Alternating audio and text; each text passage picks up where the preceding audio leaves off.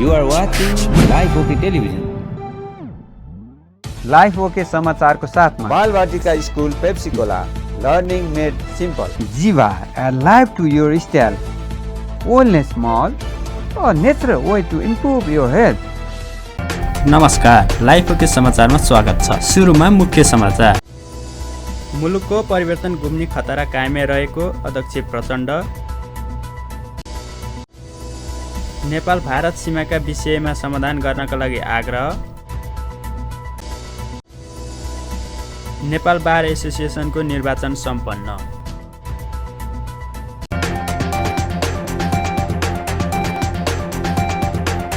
अब समाचार विस्तारमा।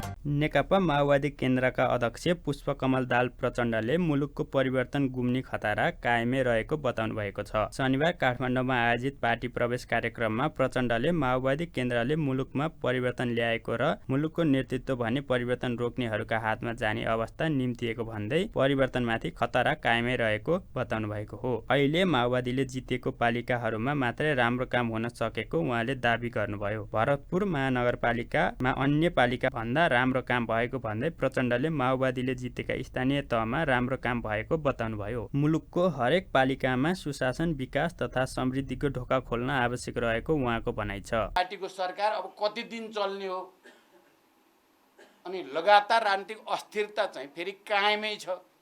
यति ठुलो परिवर्तन ल्याउने शक्तिले स्थायित्व दिन किन सकेन र अनि संविधान कार्यान्वयनको निम्ति एउटा सकारात्मक वातावरण बनाएर गाउँघर, सहर, टोल सबैतिर विकास र समृद्धिको नयाँ लहर किन ल्याउन सकेन? हाम्रा युवाहरूलाई रोजगार सृष्टि गर्ने र कृषिमा क्रान्ति, उद्योगमा क्रान्ति, पर्यटनको क्षेत्रमा, जलस्रोतको क्षेत्रमा क्रान्ति ल्याउन किन सकिएन भन्ने एउटा प्रश्न चाहिँ अहिले पनि छँदैछ। यसका अरू लामो व्याख्या त अहिले गर्न सम्भव छैन। तर कुरा के भयो भने बाली लगाउने, दुःख गरेर त्यसलाई स्याहार सम्भार गर्ने र बाली थन्क्याउनेसम्म एउटाले गर्ने, खाने बेलामा अर्कोको हातमा जाने जो विडम्बना नेपालमा भयो, यही कारण नेपाल अस्थिरताको एउटा ठुलो भुमरीमा फँसेको छ। अस्ति मात्रै हाम्रो एउटा संवैधानिक समितिले कहाँ राम्रो काम भयो त स्थानीय पालिकाहरूमा भनेर हेर्दा 5 वटा श्रेष्ठ भएका मध्ये 3टा माओवादी केन्द्रले जितेकोमा मात्रै भयो। अरू त्यत्रो चाहिँ सयौं छन्, त्यहाँ चाहिँ राम्रो काम भएन भन्ने रिपोर्ट आयो। महानगरपालिका छ, भरतपुर महानगरपालिकामा सुशासन, विकास, समृद्धिको एउटा नयाँ मोडेल छ भन्ने रिपोर्ट आयो। सबैतिर त्यस्तो आएन। तर प्रदेश र सङ्घमा माओवादीको नेतृत्व नहुँदा एउटा अन्तर्विरोध, एउटा कन्ट्रोभर्सी जहिले पनि भएको छ। त्यसकारण तपाईहरुले बिल्कुल सही समयमा सही निष्कर्ष निकाल्नु भएको छ। गत साल पनि यदि माओवादी केन्द्र हुँदैन थियो भने सायद संविधान उल्टिसक्ने खतरा पैदा भएको थियो। यो देशमा प्रतिगमन हुने, फेरि निरङ्कुशतातिर जाने, फेरि अराजकताको भुमरीमा देश पस्ने, फेरि एक खालको सामन्ती तन्त्र हावी हुने खतरा भएको थियो।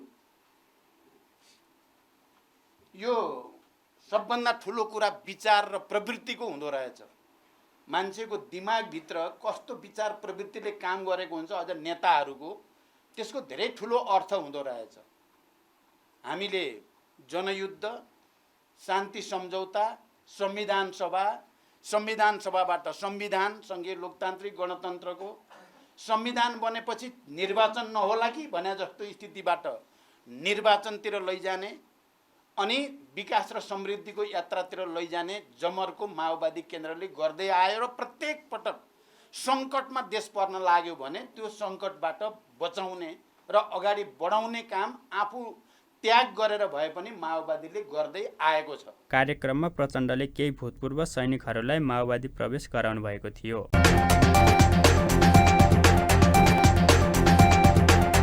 अब समाचार विस्तारमा। प्रधानमन्त्री शेरबहादुर देउवाले नेपाल भारत सीमाका विषयमा द्विपक्षीय संयन्त्र मार्फत समाधान गर्नका लागि आग्रह गरेको बताउनु भएको छ। शनिबार हैदराबाद हाउसमा आयोजित संयुक्त पत्रकार सम्मेलनका क्रममा प्रधानमन्त्री देउवाले भारतीय समकक्षीसँग सीमा विषयका बारेमा छलफल भएको र द्विपक्षीय संयन्त्र मार्फत समाधान गर्नका लागि आग्रह गरेको बताउनु भएको हो। पत्रकार सम्मेलनका क्रममा देउवाले भारतको आर्थिक रूपान्तरणबाट लाभ लिन नेपाल इच्छुक रहेको धारणा राख्नुभयो। उहाँले नेपाल भारत सडक र रेल जस्ता सम्पर्क सञ्जाल सम्बन्धी परियोजनाहरूमा थप प्रगति हुनेमा विश्वस्त रहेको उल्लेख गर्नुभयो। प्रधानमन्त्री देउवाले महाकाली नदीमा धारचुला र दार्चुला जोड्ने सवारी गुड्ने पुलको निर्माण र नेपालमा मल निर्यात गर्ने सम्बन्धी केही समय पहिले भएको समझदारी भएको र यसको सफल कार्यान्वयनमा जोड दिएको जानकारी दिनुभयो। उहाँले उच्चस्तरीय भ्रमणलाई निरन्तरता दिन दुईजना सहमत भएको भन्दै भारतीय प्रधानमन्त्री मोदीलाई नेपाल भ्रमणको निम्ति दिनुभयो। As Prime Minister Modi ji mentioned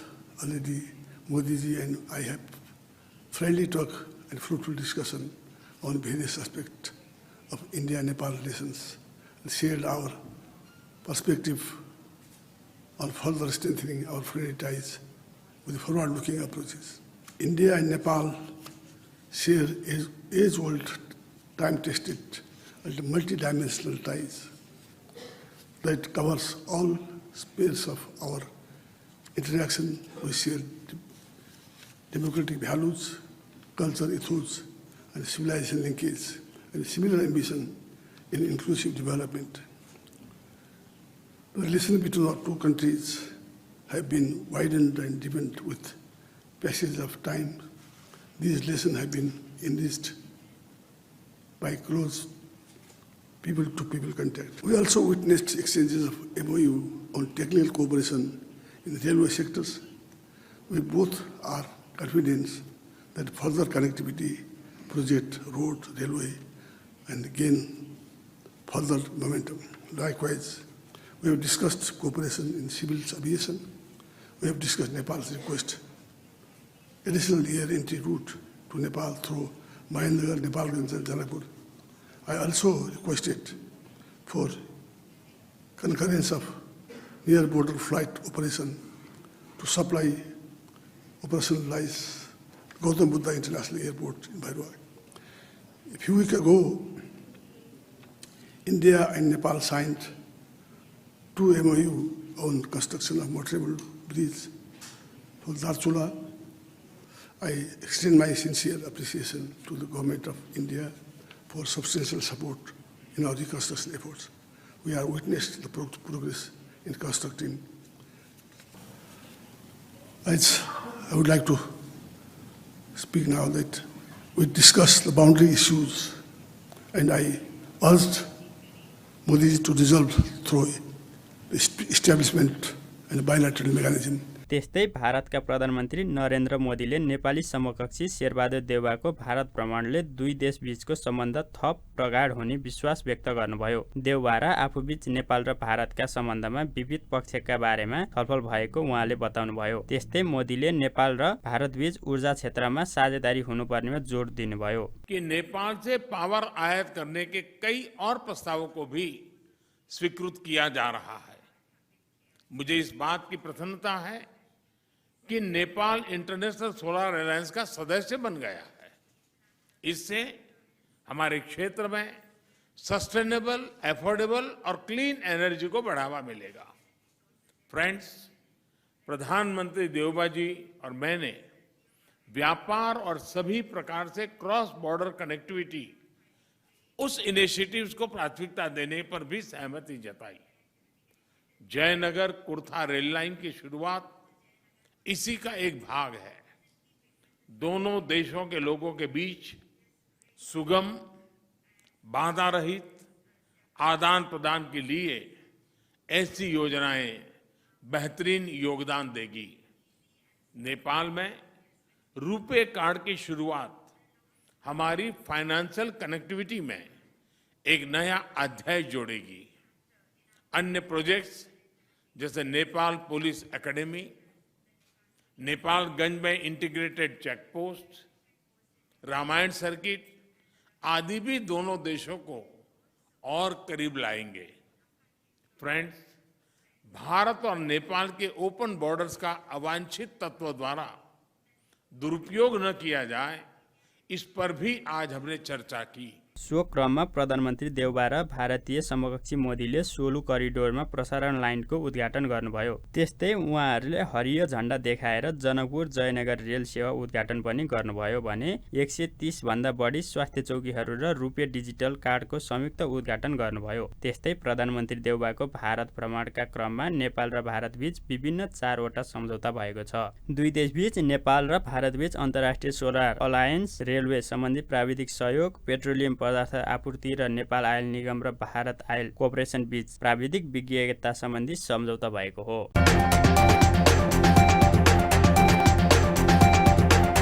अब समाचार विस्तारमा। नेपाल बार एसोसिएसनको 26औं केन्द्रीय कार्य समितिको निर्वाचन शनिबार सम्पन्न भएको छ। बारको नयाँ कार्य समितिका लागि प्रगतिशील तथा पेशागत कानुन व्यवसायी समूह र बृहत लोकतान्त्रिक प्रगतिशील समावेशी तथा पेशागत कानुन व्यवसायी समूह बीच नेतृत्वको लागि प्रतिस्पर्धा भएको छ। दुई समूहमध्ये प्रगतिशील तथा पेशागत कानुन व्यवसायी समूहको नेतृत्व वरिष्ठ अधिवक्ता विष्णुमणि अधिकारी र बृहत लोकतान्त्रिक प्रगतिशील समावेशी तथा पेशागत कानुन व्यवसायी समूहको नेतृत्व गोपाल कृष्ण घिमिरेले गर्नुभएको छ। बारको निर्वाचनका लागि देशभरिका 35 ठाउँबाट एकसाथ भएको हो। बारमा अध्यक्षसहित 11 पदाधिकारी र सदस्यहरू गरी 25 जनाको कार्य समितिका लागि चुनाव हुने भएको हो। बारको निर्वाचनमा 9708 जना अधिवक्ता मतदाता छन्, जसमध्ये काठमाडौँ उपत्यकामा 5700 र उपत्यका बाहिर 3500 जना रहेका छन्।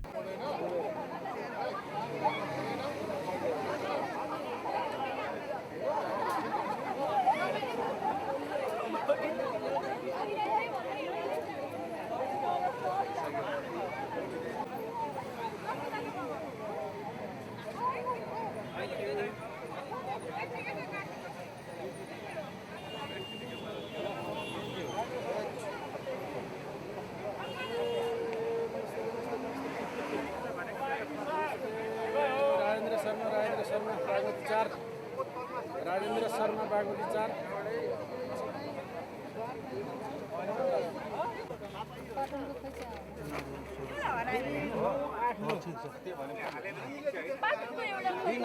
जनार्दन हो 115 हैन 115 हैन 115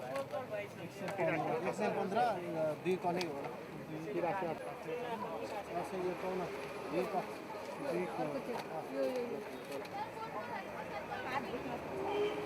तीनटा थियो के पाटनको एउटा हरायो पाटनको एउटा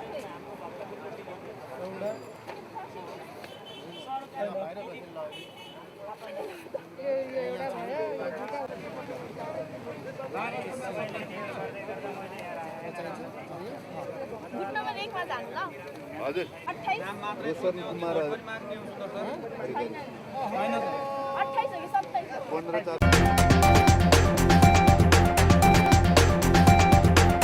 अब समाचार विस्तारमा। प्रधानमन्त्री शेरबहादुर देउबा र भारतीय समकक्षी नरेन्द्र मोदी बीच द्विपक्षीय सम्बन्धका विषयमा छलफल भएको छ। शनिबार नयाँ दिल्ली स्थित हैदराबाद हाउसमा भएको द्विपक्षीय भेटवार्तामा प्रधानमन्त्री देउबा र समकक्षी मोदीले दुई देशका जनताको पारस्परिक हितका लागि द्विपक्षीय सम्बन्धलाई अझ सुदृढ गर्ने प्रतिबद्धता जनाउनु भएको हो। त्यस्तै द्विपक्षीय भेटवार्ताका क्रममा विभिन्न क्षेत्रमा सहकार्यलाई अझ सुदृढका साथ अगाडि बढाउने समझदारी भएको छ।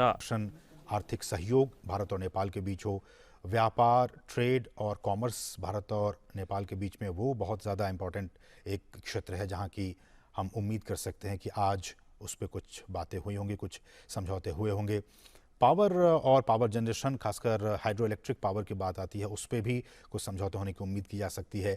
संस्कृति, भारत और नेपाल के बीच बेटी और रोटी का समझ, जैसा कि हम बता रहे हैं, कल्चरली हम एक दूसरे के बहुत करीब हैं और क्या कुछ इसमें किया जा सकता है, इस पर भी सबकी निगाहें होंगी।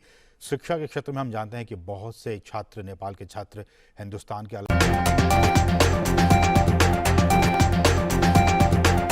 अब समाचार विस्तारमा। राष्ट्रपति विद्यादेवी भण्डारीले जल स्रोतको बहुआयामिक उपयोग गर्दै समृद्धिको मार्गमा अगाडि बढ्नुपर्नेमा जोड दिनुभएको छ। शनिबार काठमाडौँमा हिमालयन हाइड्रो एक्सपोको उद्घाटन गर्दै राष्ट्रपति भण्डारीले सीमा पार प्रसारण लाइन मार्फत नेपालको बिजुली विदेश बजारमा निर्यातका लागि काम भइरहेको भन्दै जल स्रोतको बहुआयामिक उपयोग गर्दै समृद्धिको मार्गमा अगाडि बढ्नुपर्नेमा जोड दिनुभएको हो। उहाँले नेपालको ऊर्जा क्षेत्रको विकास र विस्तारका लागि निजी क्षेत्रले निर्वाह गरेको भूमिकाको प्रशंसा गर्दै आगामी दिनमा अझै बढी महत्त्वपूर्ण भूमिका निर्वाह गर्ने विश्वास गर्नुभयो। ऊर्जाको आन्तरिक रूपमा नै खपत बढाउँदै निर्यातको दिशामा केन्द्रित भएको भन्दै उहाँले समृद्ध नेपाल र सुखी नेपालीको सङ्कल्प पूरा गर्ने दिशामा केन्द्रित हुन समेत आग्रह गर्नुभयो। त्यस्तै उहाँले जलवायु अनुकूल तथा हरियाली प्रबन्धनमा जोड दिनुपर्ने बताउनुभयो। नेपालको संविधानले जनसहभागितामा आधारित स्वदेशी लगानीलाई प्राथमिकता दिँदै जलस्रोतको बहुउपयोगी विकास गर्ने नीतिगत व्यवस्था गरेको छ। सरकारी, निजी र सामुदायिक लगानीका साथै विदेशी लगानी मार्फत जलविद्युत क्षेत्रको विकास तथा प्रवर्धन गर्न हालसम्म भएका प्रयासहरू अब परिणाम दिने चरणमा आइपुगेका छन्। एकै पटक ठुलो लगानी आवश्यक पर्ने तथा लगानीको चरणदेखि उत्पादनसम्म आइपुग्न समय लाग्ने हुनाले जलविद्युतको क्षेत्रमा साना र मझौला आयोजनालाई स्वतन्त्र उत्पादकहरूले प्राथमिकतामा राख्नुभएको मैले पाएको छु। तपाईहरूका उत्पादनले नेपालको ग्रामीण विद्युतीकरणमा योगदान गर्दै उज्यालो गाउँ निर्माण गर्न तथा जनताका लागि सफा र नवीकरणीय ऊर्जाको पहुँच विस्तार गर्न मद्दत गरेको छ। यसको प्रत्यक्ष लाभ किसान, महिला र विद्यालय जाने बालबालिकालाई पुगेको छ। त्यसैले विद्युत उत्पादनमा निजी क्षेत्रको योगदानको म अन्तर्हृदयदेखि नै प्रशंसा गर्न चाहन्छु। हरेक जनताको घर र भान्सामा आफ्नै हाम्रै उत्पादनको बिजुली पुर्याउनु विद्युत वितरणका क्षेत्रमा हाम्रो अर्को प्राथमिकता हुनु पर्दछ। नेपालमा जलविद्युतको चर्चा गर्दा यसको दिगो व्यवस्थापनसँग जलवायु सङ्कट अभिन्न रूपले जोडिने विषय बन्न पुगेको छ। बढ्दो कार्बन उत्सर्जन र पृथ्वीको तापक्रम बढ्न गई हाम्रा नदीका जलप्रवाह कायम राख्ने हिमालहरू चिन्ताजनक गतिमा पग्लिन थालेका छन्। एकातिर हिउँको सतह घटेर पानीका मूलहरू समेत सुक्दै जाने र अर्कोतिर अप्रत्याशित अतिवृष्टिका कारण बाढी पहिरो आउँदा जलविद्युत लगायत विकासका पूर्वाधारमा ठुलो क्षति पुग्ने सम्भावनातर्फ पनि हामी सबै सचेत हुनुपर्दछ। कार्यक्रममा स्वतन्त्र ऊर्जा उत्पादकहरूको संस्था नेपाल इपानका अध्यक्ष कृष्णप्रसाद आचार्यले ऊर्जा उद्यमीको खर्बौंको लगानी जोखिममा रहेको भन्दै सरकारले आवश्यक कदम चाल्न पर्ने बताउनुभयो। उहाँले अहिले वर्षायाममा बढी भएको विद्युतको उपयोग गर्न खपत बढाउने, निर्यात बढाउने काममा सरकारको ध्यान जानुपर्ने धारणा राख्नुभयो। ऊर्जा उद्यमीहरूको खर्बौंको लगानी उच्च जोखिममा पर्ने सम्भावना छ। यस क्षेत्रमा स्वदेशी तथा विदेशी लगानीकर्ताहरू पर्खर हेरेको अवस्थामा बस्न थाल्नेका छन्। यो समस्याका बारेमा हामीले सरकारवाला निकायसँग बारम्बार छलफल गरेका छौँ।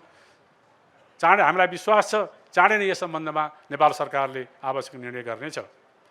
यसको अलावा निजी क्षेत्रका सर्वेक्षण कार्य सम्पन्न गरेर 7200 मेगावाटका आयोजनाहरू विद्युत जडान सम्झौताको पर्खाइमा छन्।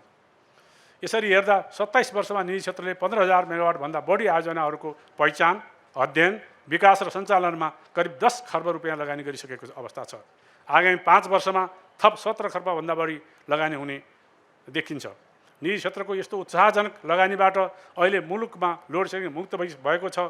साथै राजस्व बापत राज्य कोषमा वर्षेनी अर्बौं रुपियाँको रकम जम्मा हुन थालेको छ भने हजारौंले मुलुकमै सम्मानजनक रोजगारी प्राप्त गरेका छन्। जलविद्युत क्षेत्रका नवीनतम प्रविधिको प्रदर्शनदेखि त्यससँग सरकार भएका सबै विषयवस्तुमा बहस तथा छलफल गर्ने उद्देश्यले एक्सपोको आयोजना गरिएको हो। एक्सपो 3 दिनसम्म सञ्चालन हुने बताइएको छ। हाइड्रो पावर निर्माता, हाइड्रो पावर सामान उत्पादक, डिजाइनर, सप्लायर, लगानीकर्ता लगायतको सहभागिता रहेको छ।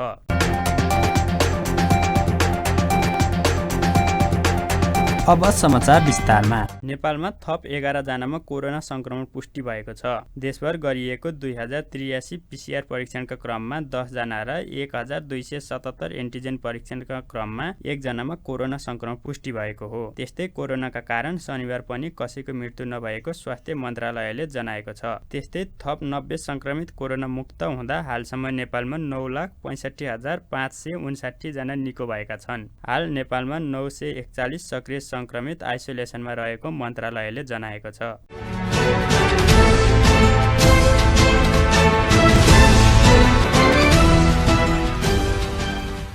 त्रिकोणात्मक टी20 सिरिजमा नेपाल अपराजित रहँदै फाइनल पुगेको छ। सिरिजको अन्तिम लिग खेलमा नेपालले मलेसियालाई 85 रनले पराजित गर्दै नेपाल फाइनल पुगेको हो। त्रिवी क्रिकेट मैदानमा 224 रनको विशाल लक्ष्य पछ्याएको मलेसिया 19 ओभरमा 5 बल 138 रनमा अलआउट भएको हो। मलेसियाका भिरनदीप सिंहले सर्वाधिक 47 रन बनाए। नेपालका सन्दीप लामिछानेले 3 विकेट हात पारे। कमल सिंह एरी र दिपेन्द्र सिंह एरीले समान 2 विकेट लिए। कुशल भुर्तेलले आफ्नो टी20 अन्तर्राष्ट्रिय करियरमा पहिलो बलको पहिलो विकेट लिन सफल भए। त्यसअघि टस हारेर पहिलो ब्याटिङ गरेको नेपालले 5 विकेट गुमाएर 223 रन बनायो। दिपेन्द्रको आक्रामक शतकीय इनिङ खेलेपछि नेपालले टी20 अन्तर्राष्ट्रिय क्रिकेटको तेस्रो ठूलो स्कोर बनाएको थियो। दिपेन्द्रले अभिजित रहँदै 110 रनको इनिङ खेले। उनले 57 बलमा 10 चौका र 6 छक्का प्रहार गरे। टी20 अन्तर्राष्ट्रियमा पहिलो शतक पूरा गरेको दिपेन्द्रको यो स्कोर नेपाली खेलाडीको एक इनिङ व्यक्तिगत धेरै रन हो। यस्तै दिपेन्द्र टी20 अन्तर्राष्ट्रिय क्रिकेटमा र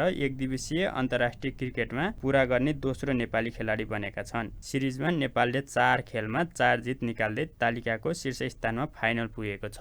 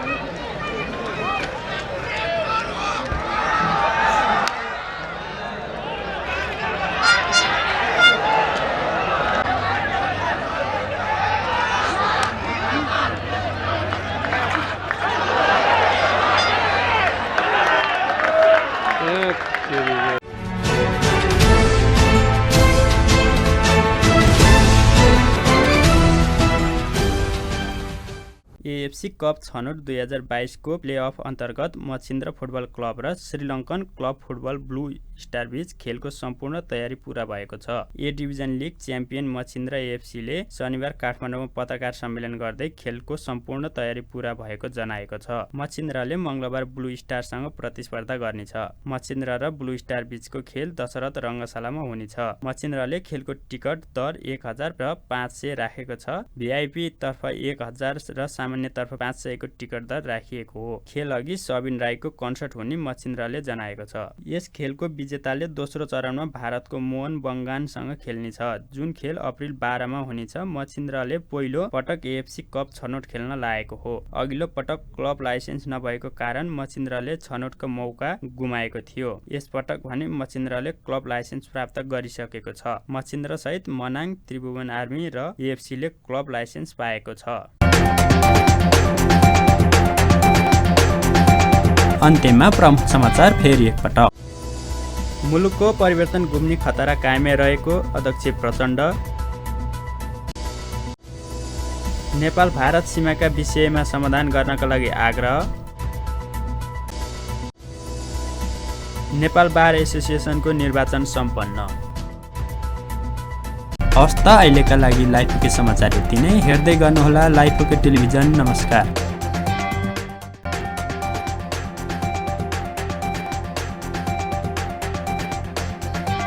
लाइफ ओके समाचारको साथमा Balvatika school Pepsicola learning made simple. Jiva alive to your style, wellness mall, a natural way to improve your health.